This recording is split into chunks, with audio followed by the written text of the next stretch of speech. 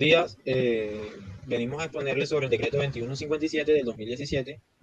Mi grupo está conformado por los compañeros que son Nolvay Jaramillo, Jason Pertús y mi persona, Anderson Rodríguez. El primero que iniciará con la exposición será el señor Jason Pertús. Bueno, nosotros vamos a hablar sobre el decreto 2157 del 2017, por medio del cual se adoptan directrices generales en la elaboración del plan de gestión del riesgo del desastre. En el artículo 42 de la ley 1523 del 2012. El objetivo del decreto 2157 del 2012, en el artículo 231, 511, artículo 42 de la ley 1523 del 2012, se establece como marco regulatorio dividir los responsables de la realización del plan de gestión de riesgo del desastre en las entidades públicas y privadas. PGRP, EPP, como mencionado para la planeación de la gestión del riesgo del desastre. En el capítulo 3 de la ley 1523 del 2012, en el artículo 42, se habla sobre todas las entidades públicas y privadas que se encargan de la presentación de los servicios públicos, que estos ejecuten las obras civiles mayores o desarrollen las actividades industriales. De este tipo puedan significar riesgo de los desastres para la sociedad. Estos deberían realizar un análisis específico de riesgo que se consideren los posibles efectos de eventos naturales sobre la infraestructura expuesta en aquellos que se deriven de los daños de la misma área influenciada. Con base a eso se realizan unos análisis para diseñar un plan de contingencia para los riesgos y minimizar los posibles daños a personas secundarias que se encuentran en el área. En el artículo 231512, el plan de gestión del riesgo del desastre de las entidades públicas y privadas, entre otros aspectos, el análisis específico del riesgo que considere posibles efectos en origen natural y tecnológico, humanos no internacionales, los daños de la misma en su área extendida a las condiciones normales de fundamentos en la sociedad. Con base a ello realizará el diseño y implementación de medidas para reducir los daños en algunas obras o en algunos daños naturales o algún desastre, sea natural o sea en algunas obras o construcciones.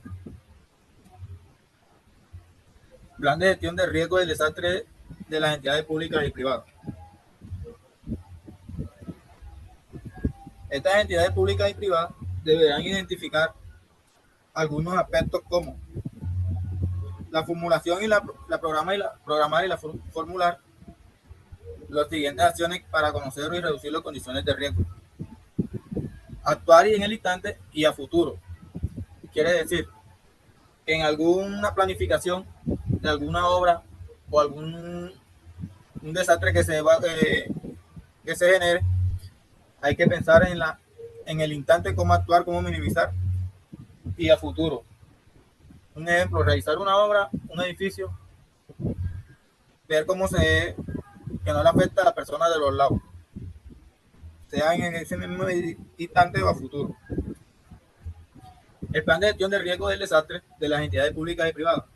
Esta busca garantizar e influenciar en las entidades, protección de las personas y sus bienes, activos culturales y ambientales, además de conocer, reducir y manejar la capacidad de las entidades públicas y privadas para soportar sus operaciones relacionadas con la continuidad de negocio. Criterios de riesgo. Estos son algunos de los criterios de riesgo que se deben tener en cuenta. Uno, ¿cómo se va a determinar el nivel de riesgo? Hay varios niveles de riesgo, de 1, 2, 3, 4 y 5. 2. Los marcos temporales de la probabilidad, consecuencia o ambas. Es la probabilidad o consecuencia de que un acto o un desastre ocurra. 3. Niveles en los cuales los riesgos se toman establecidos tolerables. Es la capacidad de daño que puede ocasionar el riesgo. 4. ¿Cómo se va a definir la probabilidad? Se previene en el ámbito de la ocasión en la que se esté o el tipo de tarea que se esté realizando. Responsable. 1. Prestaciones de servicio público. 2. Obras civiles. 3. Desarrollo de las actividades industriales. Y 4.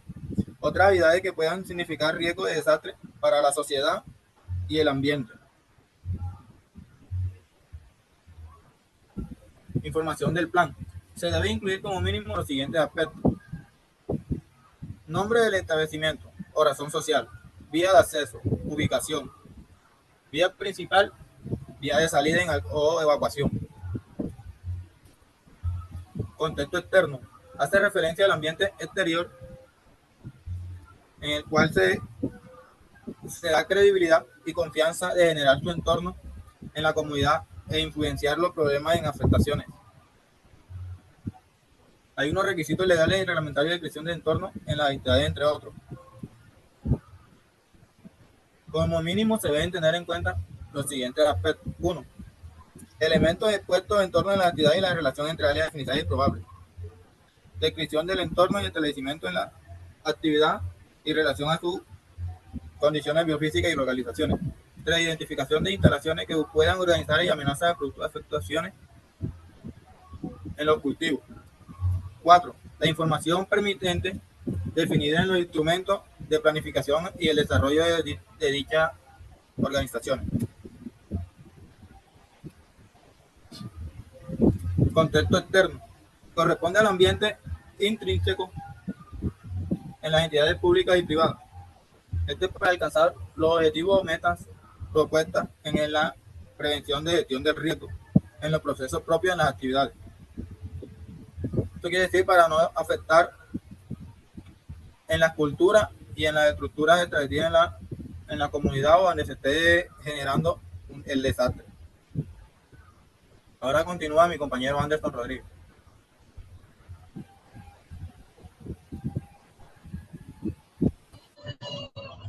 Bueno, seguimos con valoración del riesgo. ¿Qué es la valoración del riesgo? Viene siendo la evaluación por el cual se analiza la probabilidad de consecuencias que surge como resultado de la exposición a determinados riesgos. Yo le pongo un ejemplo, el cual sería trabajadores que están con elementos pesados y no, en su empresa, digamos que todavía no piden botas de seguridad. Estos trabajadores sufren el poder caer ese elemento hacia sus pies o cualquiera de sus extremidades, y al no tener las botas de seguridad puede eso amputarle cualquier miembro. Entonces, esto sería la evaluación del riesgo, la valoración. Tener qué podría pasar y ya después se le puede dar solución, la cual sería las botas. Venimos con identificación del riesgo, es lo mismo que la valoración. Identificar la problemática con la que Vale está sufriendo. Después vendría el análisis de riesgo. Luego de encontrar el riesgo hay que saber que el alcance puede tener en cuanto al daño al personal o en cuanto al daño al bolsillo del empresario o de la entidad pública. Esos son los análisis que se le puede hacer. Otra es la evaluación, el cual es el análisis que estudia el daño de riesgo que puede causar a la entidad. Y por último, el monitoreo de riesgo. Permite conocer el comportamiento de los riesgos, ya que este puede variar. ¿Qué quiero decir cuando digo que puede variar? Pues regrésate, tú tienes ya tu sistema de gestión con monitoreo de riesgo, y en cualquier momento puede haber una anomalía, una novedad que nunca había pasado en la empresa, y comienza a mutar el sistema de gestión para mejorarlo, para agregar más cosas para que este sea mejor y tenga más capacidad con cualquier novedad externa. Hay que prevenirlas. Vendría el plan de contingencia. ¿Qué es el plan de contingencia? Es la respuesta que le damos a las emergencias de las entidades, recalcando los procedimientos que están destinados para cada emergencia. Dale, Jason.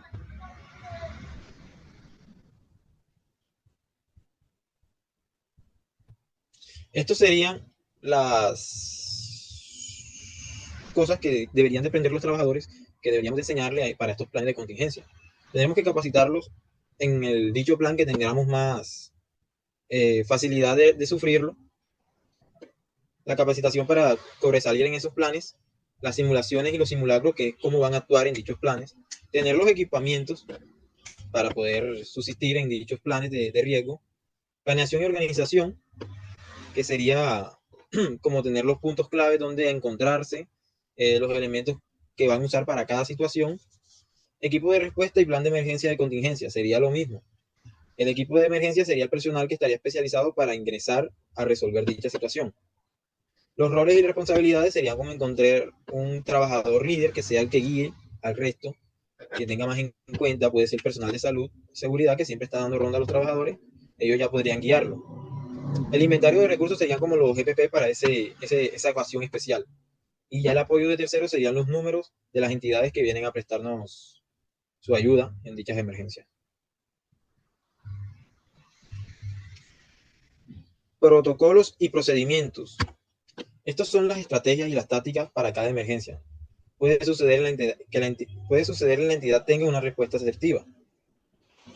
Gracias a estos protocolos, las entidades actúan mejor, porque ya vienen con una planeación, como se dijo en la anterior página, ya el personal está capacitado y no hay tantas novedades. O sea, la novedad está, pero se reduce de que se expanda, de que ya por falta de conocimiento el personal no la tenga presente. Dale. El protocolo general de manejo ante una respuesta, como en la anterior página, era evacuar el sitio de emergencia si hay una área de influencia donde no esté la afectación. Esos serían los puntos de encuentro. Cada empresa debe tener así sea 2 puntos de encuentro, tengo entendido. En la que yo laboro hay 4, entonces cada uno hay, por eso está designado el líder, que es el que tiene conocimiento, y al personal que no tenga conocimiento de dónde se encuentran los puntos de referencia, él los va a organizar. Organizar a las personas que lideran las acciones de respuesta de la entidad, establecimiento, estructura, el mando y desarrollo de las acciones. El líder tiene que tener claro el personal de CCT y todos los trabajadores qué deben de hacer en dichas novedades. Habilitar los recursos como equipos y herramientas necesarios para garantizar la respuesta inmediata. Eso, el personal que va a reaccionar ante la emergencia, tiene que tener los recursos y cómo hacerlo. Eso siempre tiene que estar en el lugar de trabajo o cerca donde se pueda producir la anomalía. Determinar las acciones a desarrollar, teniendo en cuenta la preparación ante una emergencia y la ejecución de la misma, así como los usos de sistema de alerta temprana, rutas de evacuación y puntos de encuentro. Entonces serían como las líneas de ayuda y las rutas de puntos de encuentro y centros de alojamiento. Hay que tenerlos muy claros, ya que todo eso nos colabora para controlar las novedades. Iniciar la aplicación. Regrésate. Iniciar la aplicación de la evaluación de daños y análisis. Ya después de que la novedad suceda, tenemos que tomar recuento de los elementos que fueron perdidos o del personal que fue afectado. Dale, Jason. Mecanismo de actualización y plan de contingencia. Vienen siendo las herramientas de preparación para posibles acontecimientos negativos para la empresa. Se actualiza anualmente de acuerdo a los sistemas de gestión de la entidad. Anualmente, mientras no haya novedades exentas a las que ya se conocían. Porque siempre puede haber una novedad que haga que todo el sistema no tenga que cambiar necesariamente, pero sí añadir cosas nuevas. Dale.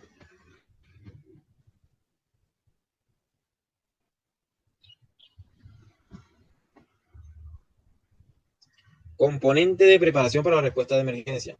Esta es la formación del personal, ya sea interno o externo, para la respuesta con las emergencias y garantizar la idoneidad de los trabajadores. También se debe el simulacro como mínimo una vez al año, con lo establecido en los sistemas de gestión de la entidad. Eso ya va en el sistema de gestión de la entidad pública o privada.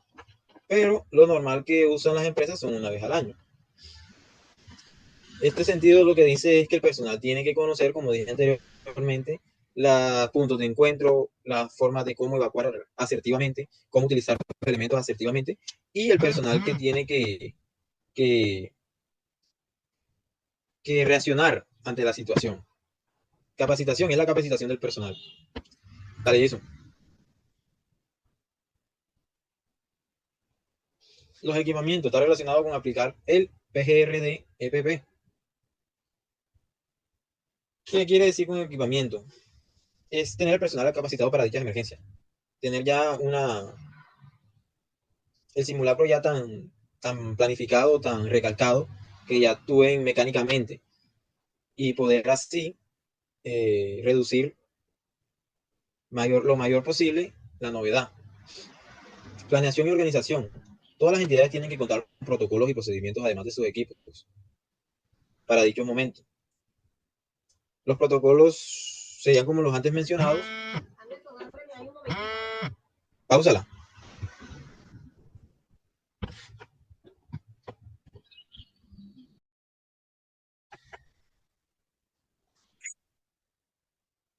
¿Qué es la planeación y organización? Organización. Todas las entidades tienen que contar con protocolos y procedimientos además de sus equipos de respuesta para dichos momentos. Esta sería siendo la ayuda de terceros, como antes dije. Los números de ayuda, personal que ya está, supongamos que es un incendio, podrían llamar al cuerpo de bomberos, les explican cuál tipo de incendio es y ellos van ya con los elementos básicos. Ellos tienen una experiencia en dichos casos y le pueden ayudar a la empresa. Dale. Roles y responsabilidades, como antes dije, tienen que tener el nivel de autoridad ya estipulado y la competencia de nivel de emergencia. Tienen que tener todo eso configurado. No pueden delegar responsabilidades en las entidades. O sea, que si tienes tienen el personal escrito para cada situación, ese personal tiene que ser el que cumpla dichas cosas. El apoyo del tercero considera mecanismos de apoyo desde su competencia para la presentación de servicios básicos. Entonces serían como las líneas de ayuda, para que el personal cuente con estas personas que ya tienen experiencia en esos sucesos, pues que no día a día están con él, pero ya lo tienen más presente que el personal de la empresa.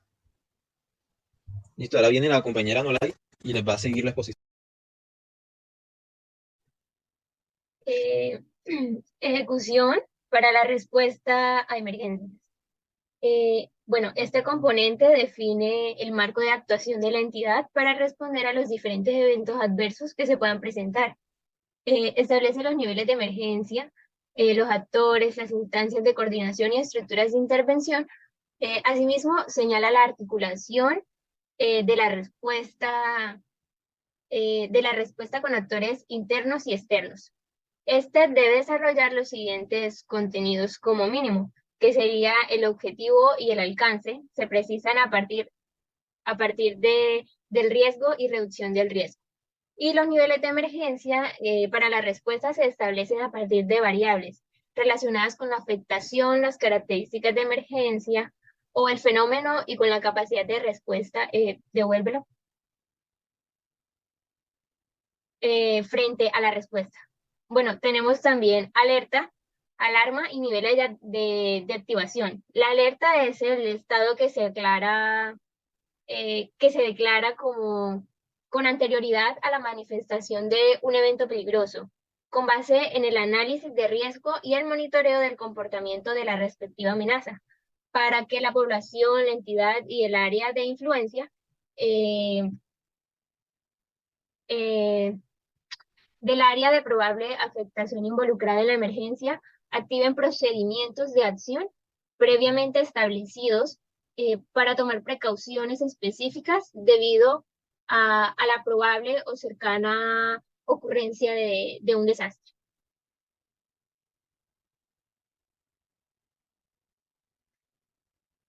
Bueno, tenemos el sistema de alerta temprana, que son mecanismos autónomos o dependientes de la supervisión humana, cuya función es dar aviso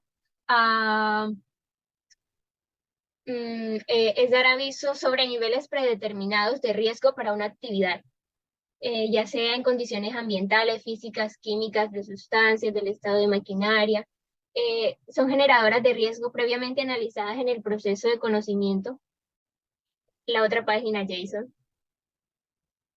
De conocimiento del riesgo, específicamente en el monitoreo del riesgo con las escalas de valor definidas, las cuales proveen información oportuna para la toma de acciones frente a una amenaza. Bueno, para efectos de armonización con la Estrategia Nacional de Respuestas y las estrategias en los niveles regional y local, los niveles de alerta para la articulación territorial en la emergencia estarán asociados a un código de colores que servirá para iniciar las tareas de acuerdo a cada situación de la siguiente forma. Como podemos observar, tenemos el amarillo, que es normalidad de actividades El verde, que son acciones, que se toma como acción la preparación para la respuesta. El naranja, que se toma como acción el alistamiento.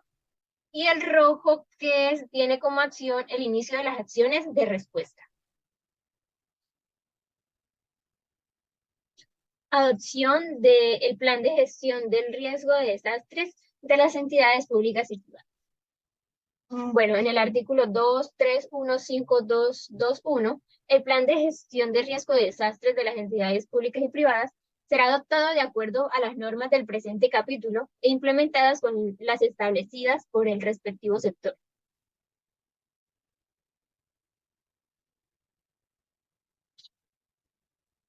Listo. Tenemos también la evacuación al sitio de la emergencia y su área de influencia de probable afectación de acuerdo a un plan de evacuación. 2. Organizar las personas que lideran las acciones de respuesta de la entidad y el establecimiento de una estructura de mando para el desarrollo de estas acciones. Se deben habilitar recursos como herramientas y equipos y los medios necesarios para garantizar la respuesta inmediata, como decía nuestro compañero Anderson, que también se debe determinar las acciones a desarrollar, teniendo en cuenta la preparación ante una emergencia y la ejecución de la misma, como un uso de sistema de alerta, ruta de evacuación, puntos de encuentro y centros de alojamiento. Y para concluir, se inicia la aplicación de la evaluación de daños y análisis de necesidades. Implementación sectorial y armonización territorial.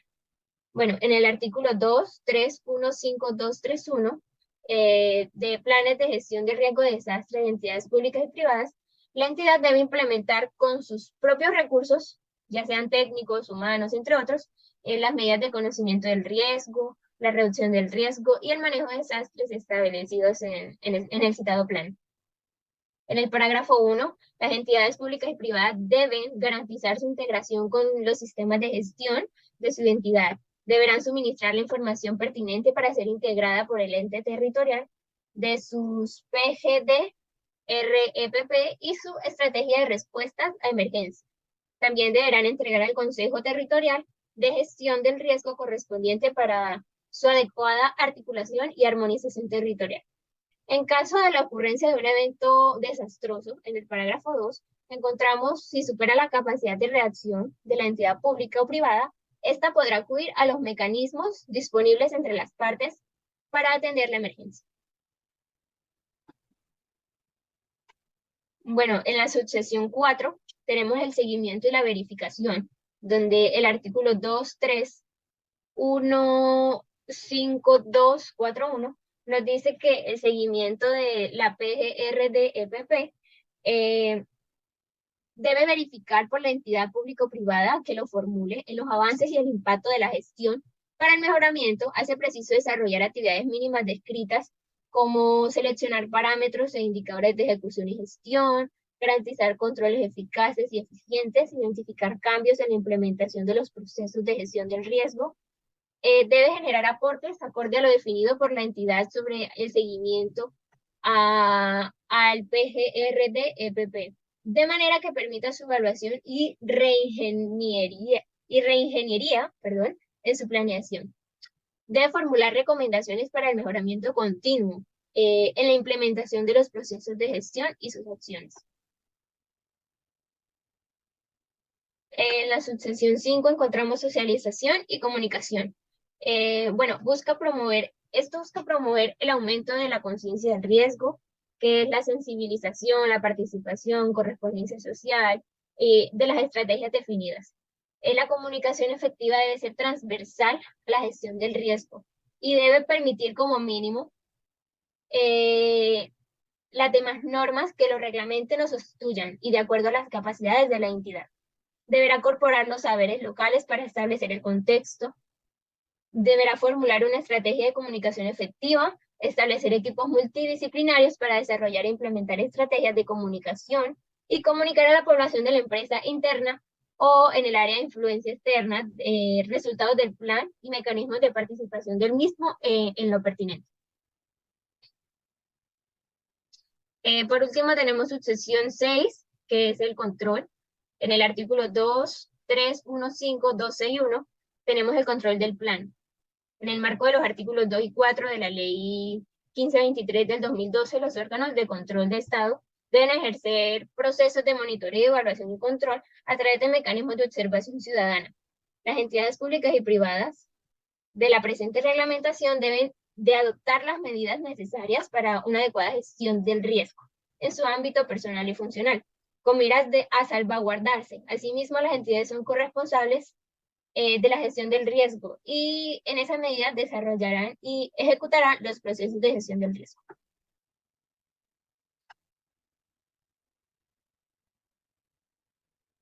En la subsección 7 tenemos requerimientos adicionales que cada uno de los sectores correspondientes a las actividades que trata de la subsección 2, dentro de los 6 meses siguientes a la entrada en vigencia, podrán establecer contenidos o requisitos adicionales al plan frente a los componentes específicos que se requieran para la implementación efectiva de los procesos de gestión del riesgo de desastres. Tenemos en el parágrafo 1 las entidades públicas y privadas responsables al plan. Contarán con un término de 6 meses para adoptar su respectivo plan y prorrogable por una sola vez y por el mismo término.